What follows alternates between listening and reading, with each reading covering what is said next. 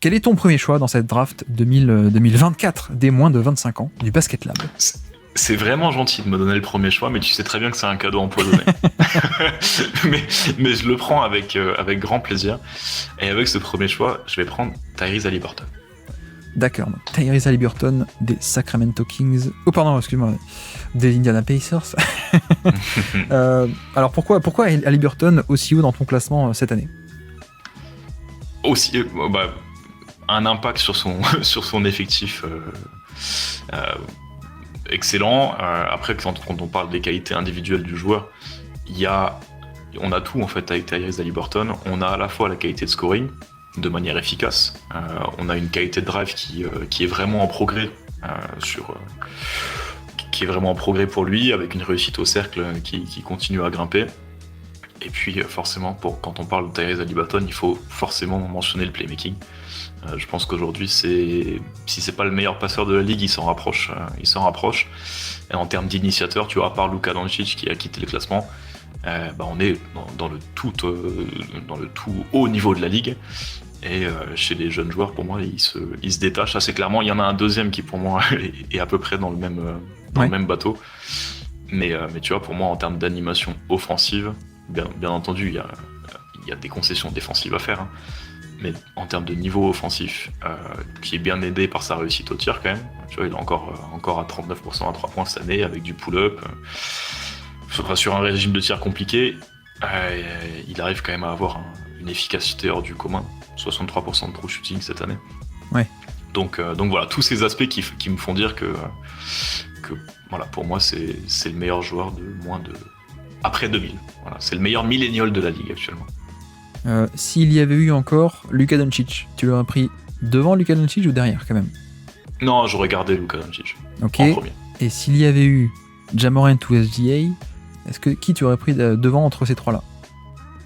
J'aurais tendance à faire un classement SGA en 1, Haliburton en 2 et Ja Morant en 3.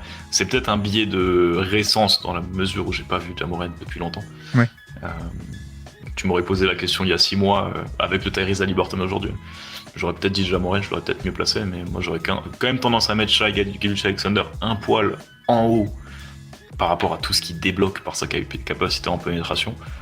Mais tu vois, je donnerais peut-être l'avantage à Haliburton sur Ja Morant, ne serait-ce que par le playmaking. Haliburton, ce qui est assez incroyable, c'est l'efficacité en fait déjà, premièrement. Je pense que c'était un peu à la draft, c'était pourtant un de ses défauts qui était pointé du doigt, c'était la mécanique de jump shot. Bon, tout le monde connaît l'histoire et finalement le jump shot rentre très bien. Hein. On est sur plus de 40% à 3 points en carrière. Jamais une seule saison en dessous des 40%. C'est un niveau de la barre symbolique des shooters d'élite sur des gros volumes. Et en fait, la clé de tout ça pour moi, c'est le toucher de balle. Et ce que je répète souvent, moi, et je pense que je vais le répéter aujourd'hui. Pour moi, le combo un peu ultime, c'est toucher de balle et créativité. Pour moi, c'est ce qui fait que c'est ce qui offre des potentiels extrêmement grands. C'est ce qui, parfois, ça manque chez certains joueurs. Et du coup, moi, je pense qu'ils ont un potentiel un peu plus bas, notamment. Peut-être qu'on en reparlera. Mais ouais, voilà, il y a ce côté avec Haliburton qui est un génie. Hein.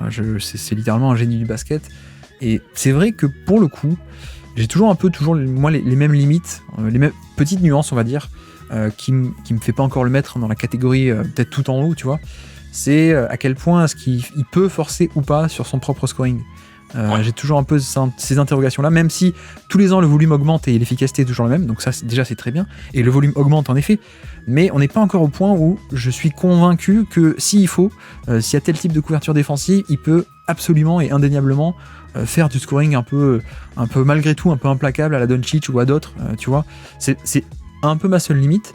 Et l'autre que j'ai, mais bon, je fais pas un préambule, hein, je l'adore et c'est un de mes chouchous, etc. Je pense que c'est le chouchou de beaucoup de monde et moi je suis extrêmement envoûté par ce joueur et par voilà, bref.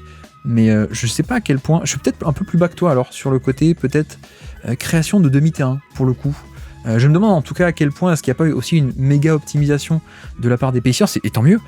Mais à quel point est-ce qu'on n'est pas aussi sur quelqu'un qui est aussi fabuleux pour créer de la transition et aussi gagner beaucoup de points de ce côté, et à quel point, parce que tu t'en parlais de mettre limite au niveau de Luka Doncic ou d'autres en termes de meilleur passeur de NBA, tu vois, sur demi-terrain, je suis pas sûr que je le mettrais peut-être à ce niveau-là encore en tout cas. Ouais, Ouais, je comprends, je vois ce que tu veux dire. Là où je le trouve, tu vois, en progrès, c'est dans l'utilisation de l'espace, dans la création du premier décalage, et ensuite juste les lectures peut-être un petit peu plus simples que ce que peut faire Doncic. Où lui, Doncic, en fait, il a pas besoin de créer le décalage par le dribble pour créer un décalage par la passe. Tu vois, Haliburton, il est encore dans... Après, c'est des grands... comment dire, c'est des grands idéotypes, hein. Faut pas trop généraliser. Mais tu vois, Haliburton, il est plutôt dans le... D'abord, je crée le décalage par le dribble ou sur le pick and roll. Et ensuite, j'exploite ça par la passe. Donc ouais, je vois ce que tu veux dire. Et puis, c'est vrai que voilà, c'est le joueur ultime en transition aujourd'hui. Défense, on s'en fiche un peu pour un créateur offensif de son niveau et de son poste en plus. C'est pas comme si il perdait beaucoup de points parce que des pivots peut-être ça serait plus handicapant. Un meneur ça va, je pense qu'on est un peu d'accord aussi là-dessus. Ok, très bien pour Haliburton. Donc je note premier choix de la draft 2024 du Basket Lab des moins de 25 ans, Haliburton. Merci d'avoir écouté cet extrait. S'il vous a plu, l'émission complète est disponible en description et on se donne rendez-vous sur le feed principal du Basket Lab pour l'intégralité des podcasts. À bientôt.